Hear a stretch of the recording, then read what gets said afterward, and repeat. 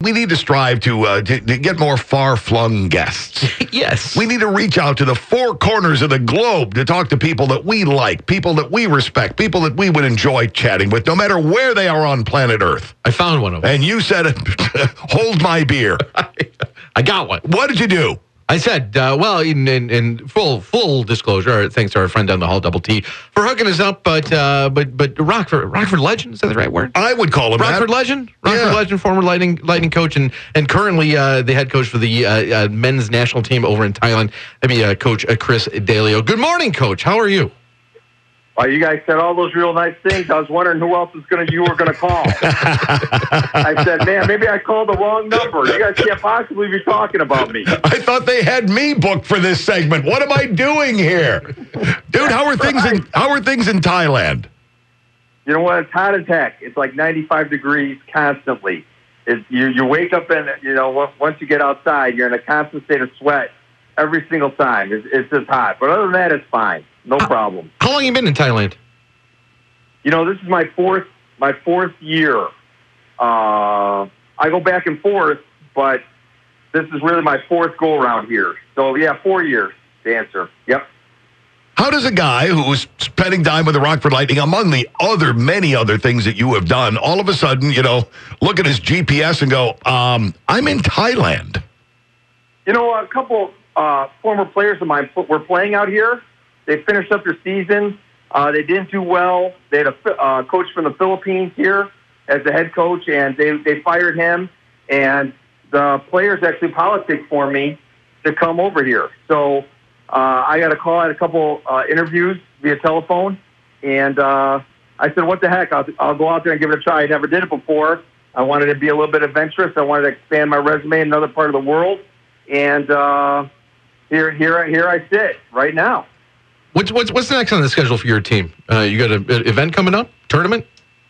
Well, the season, if your year is 365 days long, in Thailand it's comprised of 3 separate seasons. For the High Tech, I work for High Tech, which is owned by Nike. So really, any Nike gear you have that has a tag made in Thailand is probably made by our ownership. So, so we have the Thailand Open season, then the Thailand basketball season, then the Super League season, and then I finish up. I'm national team coach for the entire country. We have the Southeast Asia Games, which is like their Olympics. I have that, which we're playing in Vietnam.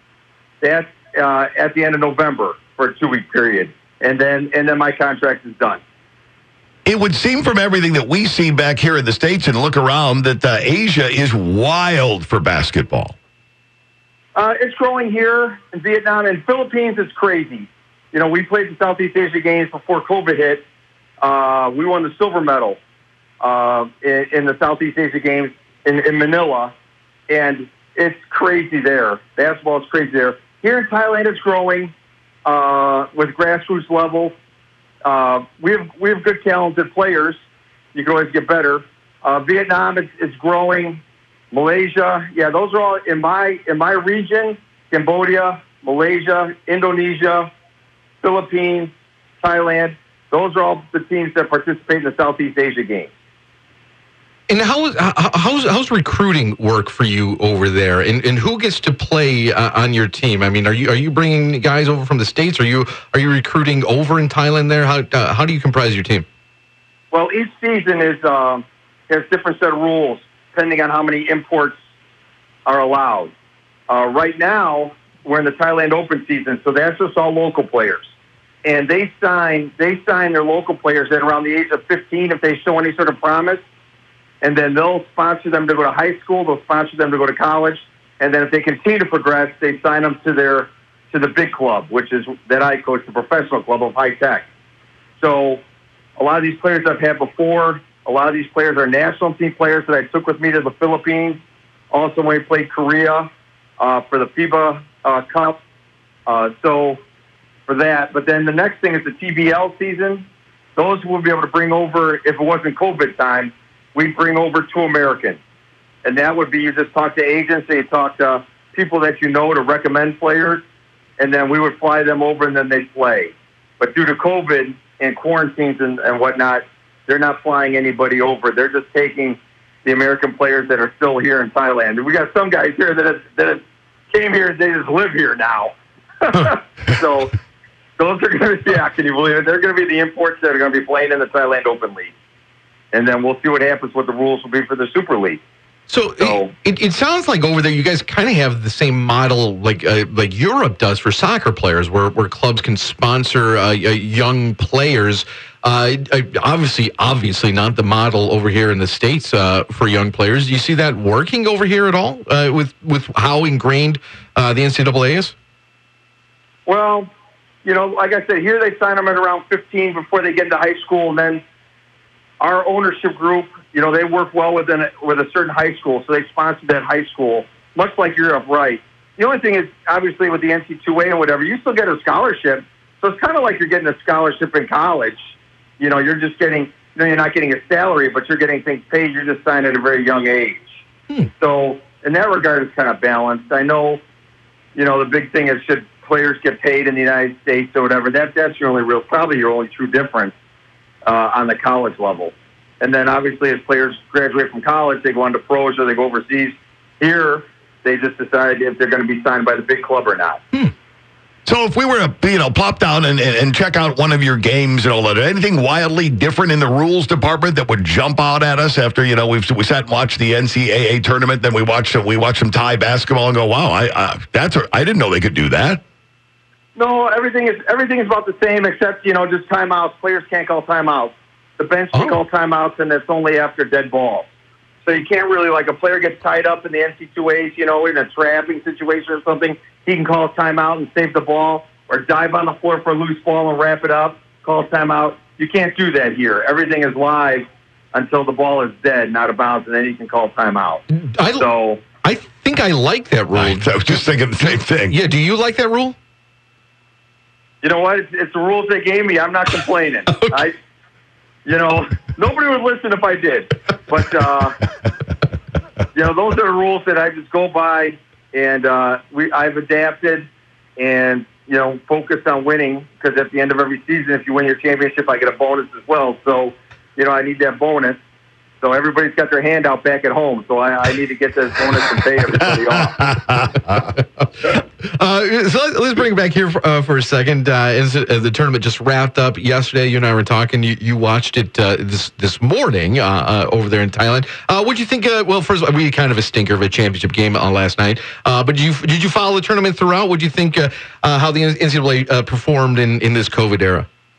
I had my four clubs were Oklahoma State, Baylor, Alabama winning it all, which their free throws killed me in their game, and then Gonzaga with Alabama winning it all. So I lost out on that. And then I had Gonzaga beating Baylor. So really, if you're looking for a quote-unquote expert for your picks, I'm not necessarily sure I'm the right guy for that. It's all right. I had Illinois winning it all, so that wasn't even close. Okay. I'm sure that the chicken that pecks the seeds on the picks probably had better picks than I did. Or the chimpanzee that throws mud at the picks maybe had better picks than I did. I'm not sure. So with with technology, you got to catch most of the tournament then, right? Oh yeah, I have cable here and or the internet, and so I pretty much watch whatever I want to watch, especially with the Fire Stick. Fire Stick is my favorite thing to bring, and I just hook that up and I'm able to watch whatever I want. So yeah, it's not. It's not that big a deal. When you think back of your time with the Rockford Lightning, is there a story or a time or a moment that sticks out above the rest? You know what?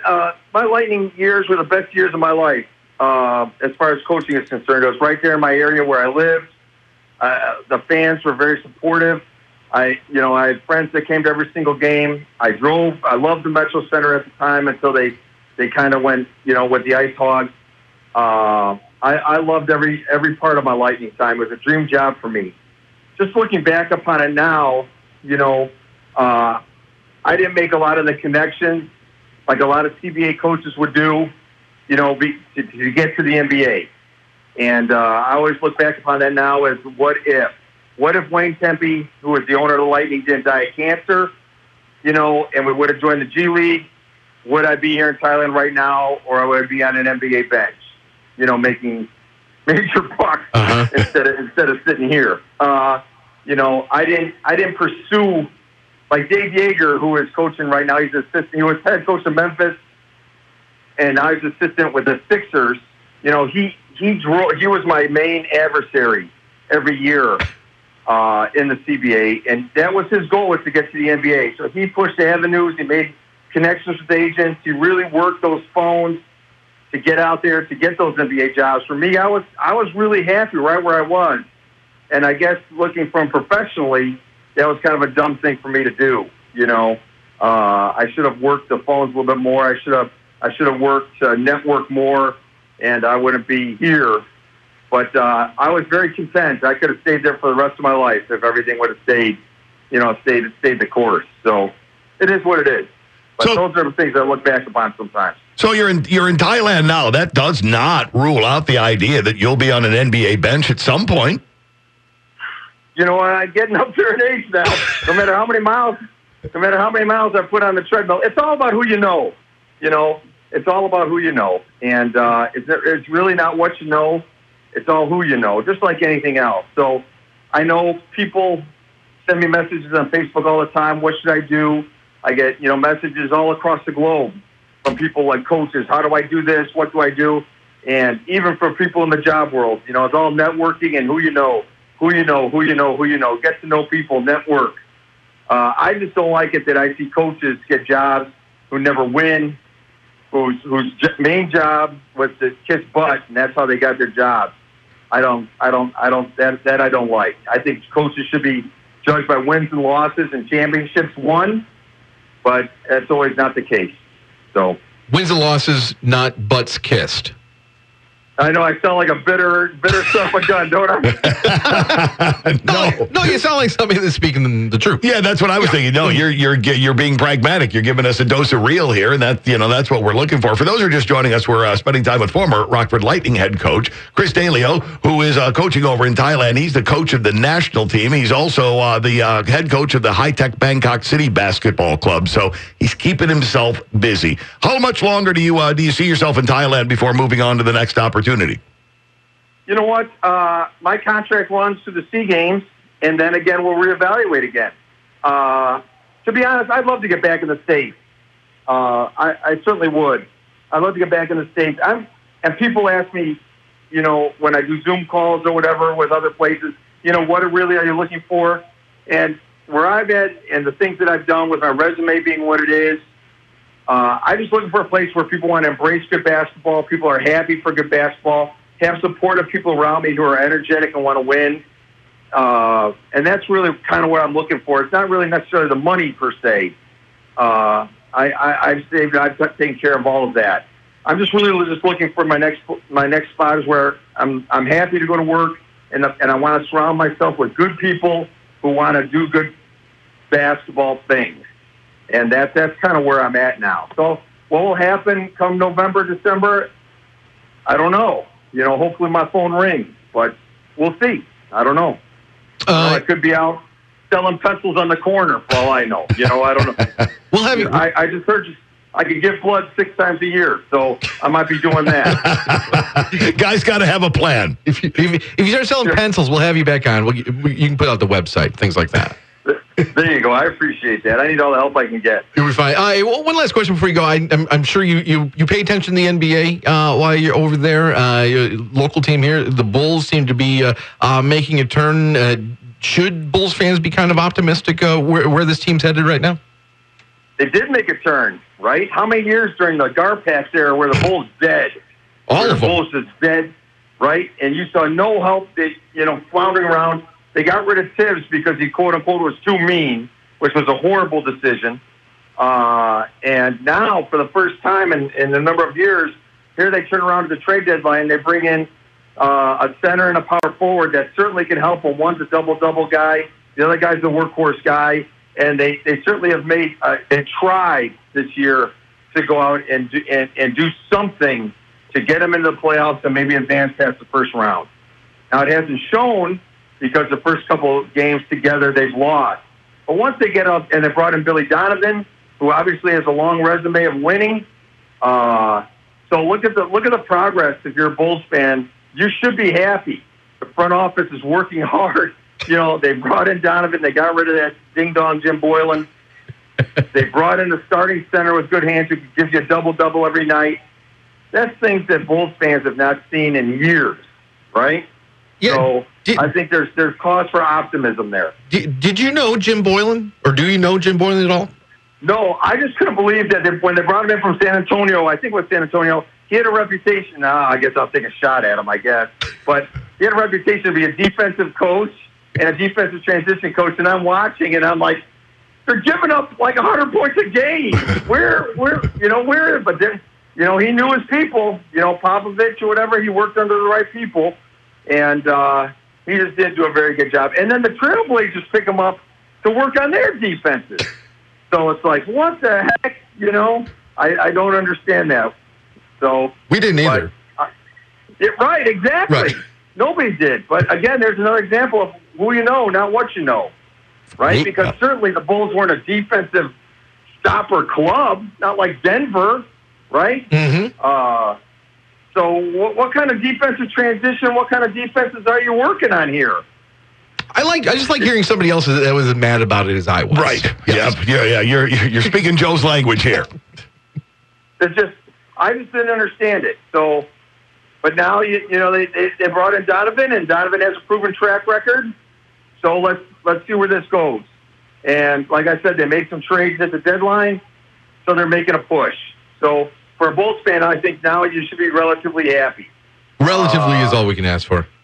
So, Coach, right, exactly at this point for Bulls, right? Coach, when's your team take the hard court again? When's your next game? We still have practice. We won't. 2 weeks.